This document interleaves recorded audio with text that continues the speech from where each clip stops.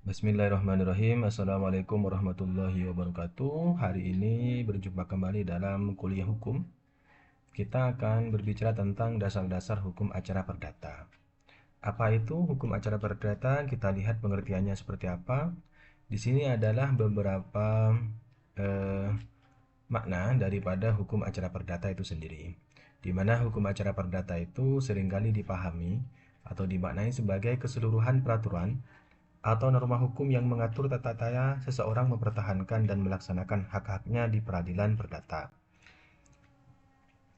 Atau ada juga yang memberikan definisi hukum acara perdata secara lebih ringkas, yaitu bahwa hukum acara perdata itu adalah hukum yang mengatur tata cara bersengketa di peradilan perdata. Jadi hukum acara perdata itu tidak lain adalah eh, suatu peraturan yang berisi atau memuat tentang mekanisme beracara di pengadilan perdata. Sehingga hukum acara perdata itu juga disebut sebagai hukum perdata formil. Nah, ada beberapa sumber hukum daripada hukum acara perdata itu sendiri. Yang pertama adalah konstitusi kita, yaitu Undang-Undang Dasar 1945. Kemudian ada juga Undang-Undang Nomor 48 Tahun 2009, ini tentang kekuasaan kehakiman. Ada juga Undang-Undang Nomor 3 2009, itu tentang Mahkamah Agung. Dan ada Undang-Undang Nomor 49 Tahun 2009, itu tentang peradilan umum. Ada juga jurisprudensi dan doktrin. Meskipun di luar ini masih ada eh, sumber hukum daripada hukum acara perdata itu sendiri. Namun yang secara umum terkait dengan sumber hukum acara perdata itu mencakup beberapa peraturan perundang-undangan yang tersebut dalam layar yang sudah ada ini. Kemudian terkait dengan beberapa asas-asas dalam hukum acara perdata. Jadi dalam konteks hukum acara perdata ada beberapa prinsip yang penting untuk diperhatikan, di mana yang pertama, asas dalam hukum acara perdata itu sendiri itu adalah hakim bersifat menunggu. Artinya hakim bersifat menunggu ini dalam proses hukum acara perdata, kehendak ataupun inisiatif gugatan ini diserahkan kepada para pihak yang berperkara atau berkepentingan. Jika tidak ada gugatan ke pengadilan, maka hakim tidak berwenang mengadili. Jadi istilahnya tidak ada gugatan, tidak ada hakim, seperti itu. Kemudian yang kedua adalah hakim bersifat aktif. Artinya aktif di sini dari awal sampai akhir persidangan, hakim harus aktif memberikan nasihat. Hakim harus aktif memberikan masukan. Hakim wajib memberikan usaha-usaha perdamaian terhadap para pihak yang berperkara. Jadi itu maksud daripada hakim bersifat aktif. Kemudian selanjutnya ada beberapa asas lain yang terkait dengan hukum acara perdata itu sendiri.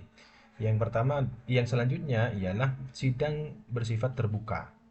Artinya, secara prinsip pemeriksaan perkara di pengadilan ini bersifat terbuka untuk umum. Dengan demikian, maka semua orang boleh hadir dalam pemeriksaan perkara di pengadilan, kecuali dinyatakan lain oleh majelis hakim. Kemudian selanjutnya ialah asas equality before the law, di mana dalam konsep equality before the law, semua orang mempunyai kedudukan yang sama di muka hukum. Hakim harus bertindak adil, tidak boleh membeda-bedakan eh, salah satu pihak, baik berdasarkan ras, bahasa, agama, dan seterusnya. Jadi hakim tidak boleh memihak salah satu pihak yang berperkara atau yang bersengketa.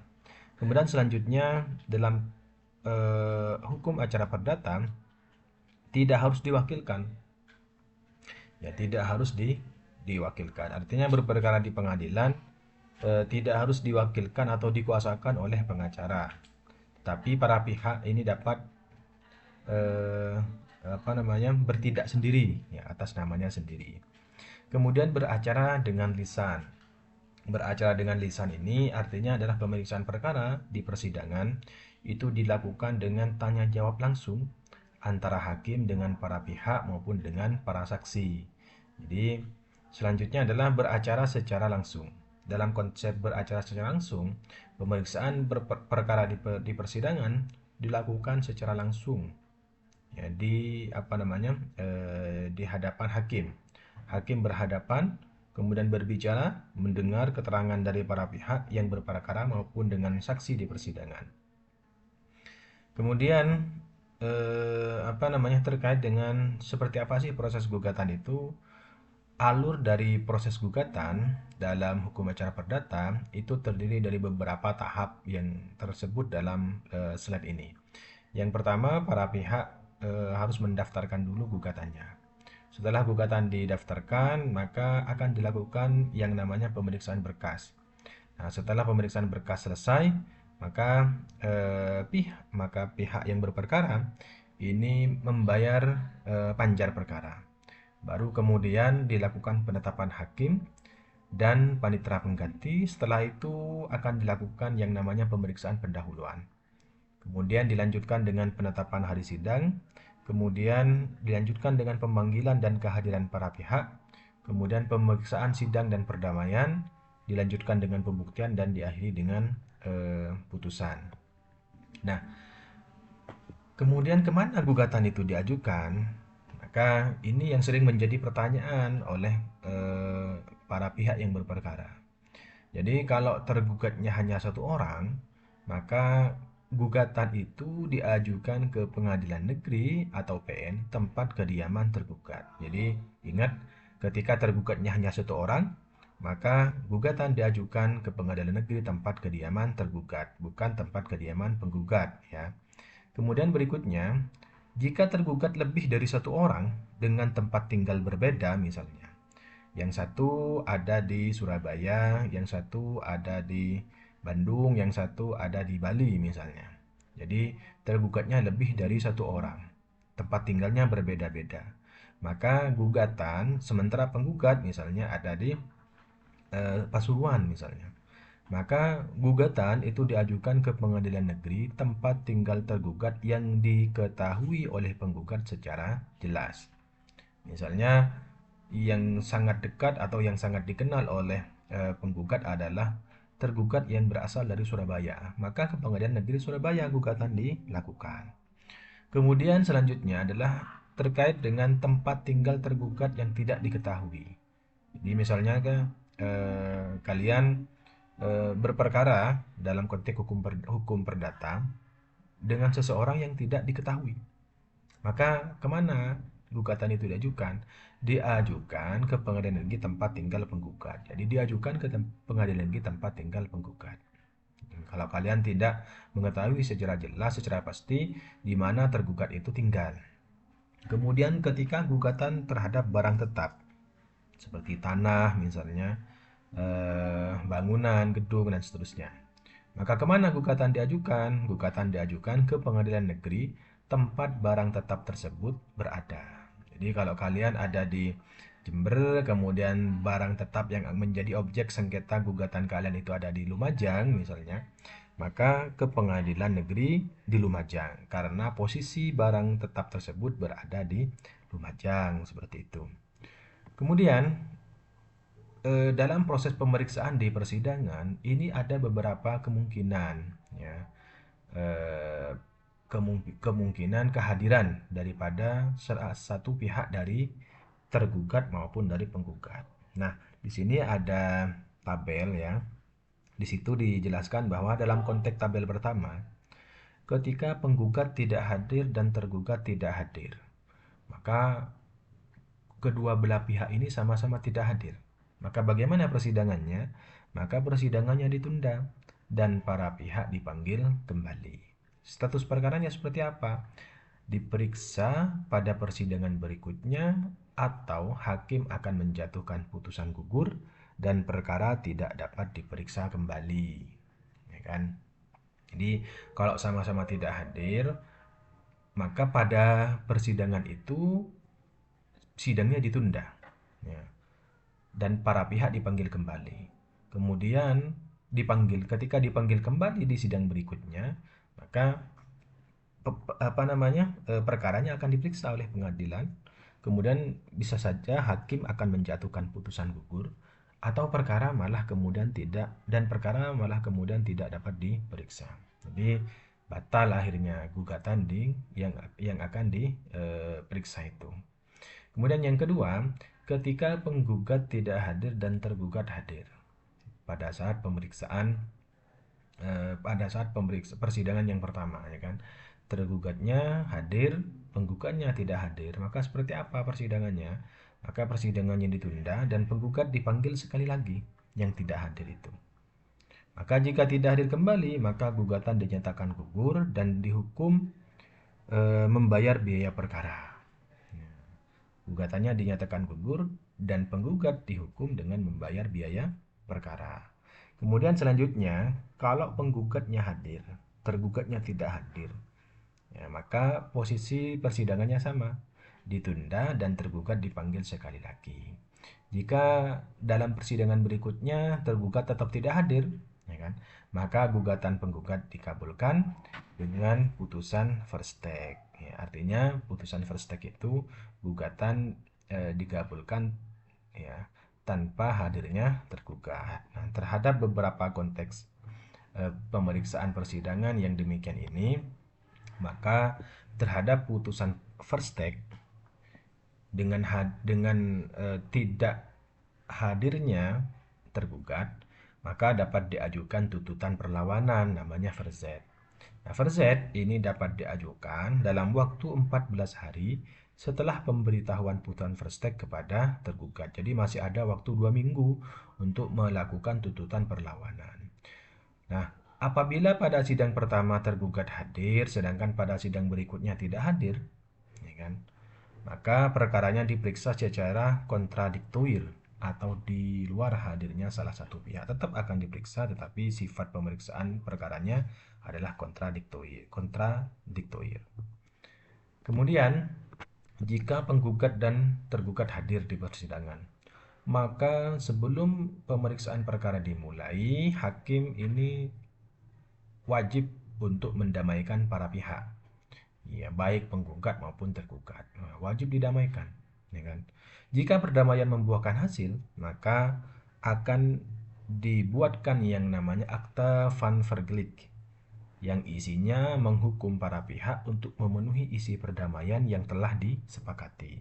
Jadi kedua belah pihak mau apa, penggugat mau apa, tergugat mau apa, jadi silahkan. Nanti di dalam akta van vergelijk itu semuanya akan dicantumkan keinginan-keinginan dari masing-masing pihak dan kedua belah pihak wajib memenuhi semua isi perdamaian tersebut. Nah, putusan perdamaian ini memiliki kekuatan hukum yang sama dengan putusan biasa, sehingga dapat pula dilakukan apa yang disebut dengan eksekusi seperti dalam putusan hakim biasa. Nah, jika para pihak tidak dapat didamaikan, kalau tadi konteksnya adalah perdamaian, namun ternyata ketika didamaikan tidak membuahkan hasil, maka pemeriksaan perkara ini akan dilanjutkan dengan beberapa tahap. Ya. Yang pertama adalah pembacaan gugatan, jawaban tergugat, replik, penggugat, duplik tergugat, pembuktian, kesimpulan sampai pada putusan hakim. Nah, pada tahap pembacaan gugatan, ini ada beberapa kemungkinan tentunya, di mana bisa saja penggugat itu mencabut gugatannya ketika gugatan dibacakan, atau malah kemudian mengubah gugatan. Ternyata gugatannya perlu direvisi, akhirnya dia ubah ketika dibacakan. Kemudian bisa juga mempertahankan gugatan, tetap artinya gugatannya tetap sebagaimana awal. Nah, jika gugatan dipertahankan, maka sidang akan dilanjutkan dengan jawaban tergugat. Nah, dalam konteks jawaban tergugat, ini merupakan satu kesempatan bagi tergugat untuk membela diri. Jadi jawaban tergugat itu adalah usaha untuk membela diri apakah isi dari gugatan penggugat itu sudah sesuai tidak dengan fakta atau kejadian yang sebenarnya. Jika tidak, maka disinilah kesempatan bagi tergugat untuk melakukan pembelaan diri. Nah, pada tahap jawaban tergugat ini, tergugat bisa mengajukan beberapa hal. Yang pertama adalah eksepsi atau tangkisan, ya, menolak semua gugatan, gitu kan.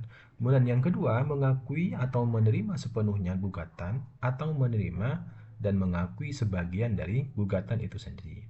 Sebagian diterima, sebagian ditolak, ya kan. Kemudian mengaku dengan persyaratan tertentu. Ya. Dia menjawab, tetapi ternyata ada syarat-syarat sebenarnya itu. Ya, misalnya seperti itu. Kemudian membantah sepenuhnya atau reverte, menjawab dengan berbagai cara. Ya, menjawab dengan berbagai cara. Asal jawab saja gitu kan.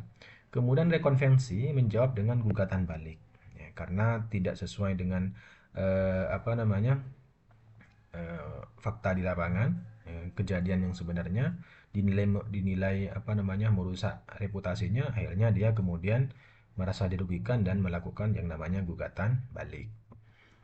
Nah, dalam konteks setelah jawaban dari tergugat selesai, maka nanti proses berikutnya adalah replik penggugat. Nah, dalam konteks replik penggugat, ini adalah kesempatan bagi penggugat untuk menanggapi jawaban tergugat. Jadi, replik penggugat ini merupakan jawaban terhadap apa yang sudah disampaikan oleh tergugat pada persidangan sebelumnya. Ya, sesuai dengan pendapatnya. Nah, pada tahap ini, penggugat ini dapat mempertahankan gugatannya, menambah kekurangan gugatan yang dianggap perlu, atau merubah sikap dengan membenarkan sebagian atau keseluruhan jawaban tergugat. Jadi bisa dipertahankan gugatannya tetap seperti di awal, tidak berubah. Bisa juga ternyata ketika dilihat setelah tergugat menjawab ternyata ada kekurangan, bisa dianggap bisa ditambahkan maksud saya. Kemudian atau ternyata ada sebagian yang benar, ya, atau seluruhnya jawaban tergugat benar misalnya. Sehingga penggugat ini merubah sikapnya. Kemudian setelah itu prosesnya adalah deplik dari tergugat. Ini tanggapan atas replik penggugat. Dalam hal demikian tergugat ini bisa menolak sebagian atau seluruh replik dari penggugat atau menerima sebagian atau seluruhnya replik penggugat. Jadi ada dua kemungkinan ini. Bisa menolak sebagian atau seluruh replik, bisa menerima sebagian atau seluruh dari replik penggugat. Kemudian dilanjutkan dengan apa yang disebut dengan pembuktian. Nah, dalam konteks pembuktian ini, para pihak, baik penggugat atau pemohon maupun tergugat atau termohon, diberi kesempatan untuk memperkuat dalil-dalilnya dengan menyampaikan alat-alat bukti secara bergantian kepada majelis hakim. Ya, jadi penggugat apa namanya diberi kesempatan untuk menyampaikan alat buktinya. Tergugat juga demikian diberi kesempatan untuk menyampaikan alat buktinya. Alat bukti itu merujuk kepada pasal 1866 BW atau KUH Perdata yang terdiri dari 5 alat bukti ini. Yang pertama adalah surat atau bukti tertulis, yang kedua saksi, kemudian yang ketiga persangkaan, yang keempat adalah pengakuan, dan yang kelima ini adalah sumpah, ya kan? Ini adalah sumpah. Jadi ketika alat bukti ini kemudian sudah selesai diberikan atau disampaikan kepada majelis hakim, maka tahap selanjutnya adalah kesimpulan. Nah, dalam tahap ini masing-masing pihak baik penggugat maupun tergugat ini apa namanya?